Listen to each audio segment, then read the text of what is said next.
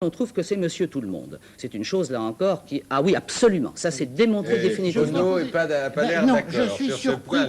je suis surpris parce que je croyais savoir que les ovnis, en tout cas les ovnis Oui. qui viennent... Enfin, les ovnis... qui Les témoignages d'ovnis. Les témoignages d'ovnis qui viennent voir Les les ovnis braves allégués. sont très timides. Et ils ont tendance à choisir les régions rurales, un peu désertiques. Alors, il ne doit pas y avoir foule d'universitaires dans ces coins-là. Il doit y avoir vous plus de mélangez. paysans. Attendez, monsieur, non, là, je m'excuse, parce que je connais très bien toutes les statistiques. Ceci est valable uniquement pour les ovnis près du sol, mais vraiment au ras du sol. Ou même ayant soi-disant atterri. Par contre, en ce qui concerne, mais il y a aussi des médecins de campagne qui en voient, j'en ai connu un. Bon, de sorte que la proportion à la campagne des médecins et des instituteurs par rapport aux paysans est à peu près la même que dans les villes, celle des universitaires par rapport aux fonctionnaires ou aux ouvriers, et on retombe sur la même loi. Ce n'est pas un argument.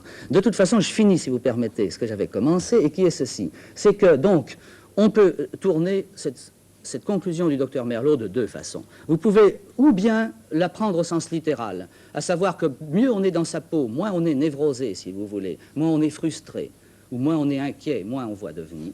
Ou bien on peut dire tout bêtement que quand on est bien dans sa peau d'un point de vue social, si on en voit, on hésite à le dire, alors que si on est mécontent de sa situation sociale, on va râler.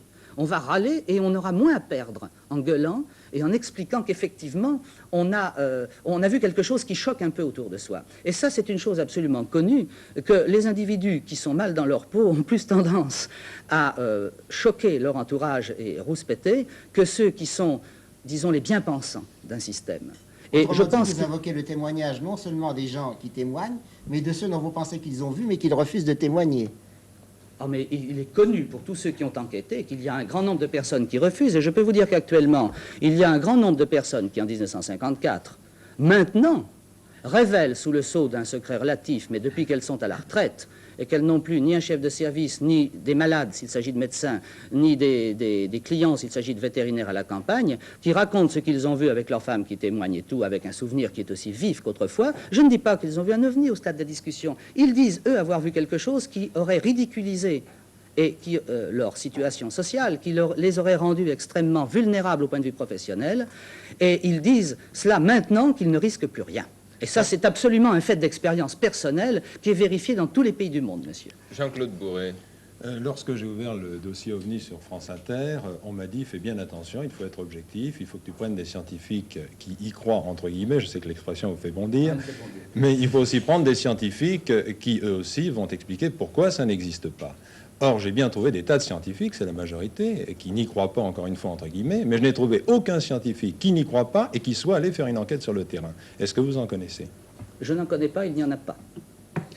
Je défie quiconque de trouver un seul scientifique ayant fait de véritables enquêtes sur le terrain, je ne parle pas des enquêtes, pour aller sur le terrain à la campagne, voir un truc qui est passé dans le ciel et qui allait d'est en ouest en 3 secondes dans telle direction. Ça, il y en a. Il y a le professeur Muller, qui est un de mes amis à l'Observatoire de Meudon, pour qui j'ai un immense respect, qui a fait de telles enquêtes sur le terrain pour des météorites. Et ça n'est pas l'enquête sur l'OVNI. Je m'excuse, je veux dire, ça n'est pas l'enquête sur l'engin allégué, vrai ou faux, invraisemblable, qui choque et qui est horriblement vexant pour nos habitudes mentales, qui a été décrit par exemple à 2 ou 3 reprises dans les films tout à l'heure, n'est-ce pas? Bon, ça, je ne connais personne qui ait commencé de telles enquêtes et qui les ait poussées à un certain degré, qui soit scientifique et qui n'en soit pas revenu en changeant radicalement d'avis. Pas même les membres de la commission Condon. Les membres de la commission Condon, monsieur, je peux vous assurer, et preuve à l'appui, qu'ils ne sont pas allés sur le terrain et j'en connais plusieurs. C'est une allégation assez grave. C'est une allégation grave que je fais publiquement. Les seuls qui soient allés sur le terrain, c'est le professeur Heineck, à l'occasion du seul atterrissage allégué qui soit dans le rapport Condon. Je dis que c'est un atterrissage allégué parce qu'il n'est absolument pas probant de toute façon. Ça n'est pas un des meilleurs. Entre parenthèses, il y a des dizaines et des centaines d'atterrissages aux États-Unis allégués. Je ne prends pas parti sur leur réalité. Au moment où le comité Condon a eu lieu, l'Air Force en a fourni un cas et un cas seulement pour l'analyse au comité Condon. Je peux vous donner les chiffres exactement, d'ailleurs. C'est extrêmement simple. Vous avez le rapport Condon, vous avez 59 cas seulement. Si vous comparez déjà ces 59 cas aux 1000 cas général, ciel, terre, faible altitude, grande altitude. Si vous comparez ces 59 cas aux 1500 cas d'atterrissage recensés à la même époque, vrai ou faux, je m'en fiche, et aux 30 000 cas globaux de soucoupes volantes, vraies ou fausses également, je m'en Je n'ai fiche. pas le rapport qu'on donne sous les yeux, mais il est question de plusieurs centaines de cas. Non, monsieur. Et le nombre de cas Monsieur. dont aucune Et moi, explication je l'ai. n'est trouvée Moi, je l'ai, est de monsieur. l'ordre de 2%. Je m'excuse, monsieur. Alors là, je vais vous il y dire, a avez-vous 104 lu, cas. avez-vous lu, monsieur Rouzet, le rapport Condon? Oui. Eh bien, je regrette parce que Mais moi, je il vais est vous là. je On je peut vais se vous passer. expliquer. Alors, je vais vous lire des passages très Il y a importants. des enquêtes partielles. Je ne dis pas que tous les enquêteurs sont allés enquêter sur les quelques centaines de cas qui sont traités dans ce rapport. Il n'y a pas quelques centaines de cas, monsieur, il y en a 59. Ça s'échelonne entre la page. Écoutez, là, je suis désolé, je vais le faire voir, si vous voulez, devant les caméras de télévision. Il y a 59 cas. Le cas 8 se trouve à la page 273. Le cas 4, 237. Non, mais on va prendre le début et la fin. je suis Monsieur désolé. Guérin, C'est je très grave, suppose que c'est les très gens du grave. rapport Condon, a priori, il n'y a pas de raison de leur faire un procès d'intention. Absolument. Peut-être qu'ils Attendez. ont simplement sélectionné les cas qui, au départ, Non, sur la c'est masse, pas leur ça. paraissaient les plus probants Oui. pour approfondir leur enquête. Auquel cas, il est C'est pas ça. normal qu'il n'y ait pas des C'est pas- milliers de écoutez, cas, parce c'est pas qu'ils y ça auraient qui- mis des c'est pas dizaines ça- d'années. C'est pas ça qui s'est passé, effectivement. Mais alors là, on va reprendre depuis le début. Quand le rapport Condon a été mis sur pied, donc sur la demande du Congrès, il a fallu que l'Air Force fasse des appels d'offres aux universités, et l'Université du Colorado s'est trouvée sur la liste des postulants. Bon.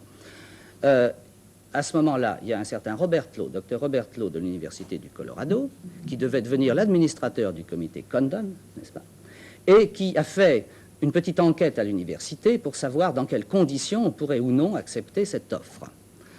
Et il a à ce moment-là réuni un certain nombre de gens, il a recueilli leur avis, et à la suite de cela, il a écrit un mémorandum dont j'ai le texte ici en anglais, texte évidemment qui est tellement officiel, je vous dirai pourquoi il est officiel. Il a été découvert après coup car il était dans des tiroirs, il n'était pas fait pour être montré, vous allez comprendre pourquoi.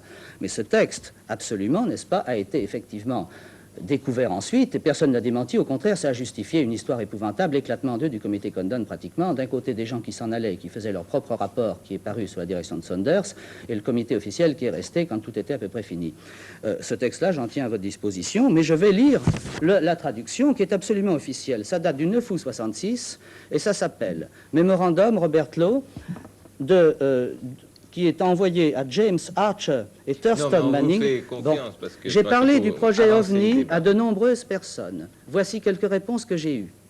Branscombe et Benton sont tout à fait opposés à ce projet. Little pense que ce serait un désastre. Leurs arguments réunis se résument à ceci. Pour s'engager dans un tel projet, nous devrions approcher les faits objectivement. C'est-à-dire, nous aurions à admettre, parmi les possibilités, celle que des choses telles que les ovnis puissent exister réellement. Or, il n'est pas convenable de prendre a priori une telle possibilité en considération. Les partisans des ovnis, en d'autres termes, doivent rester hors du jeu. Branscombe remarque que si l'on allait jusqu'à envisager la simple possibilité de la réalité des soucoupes, au cas où certaines des observations seraient vérifiées, on serait conduit à admettre l'existence de lois physiques inconnues de nous.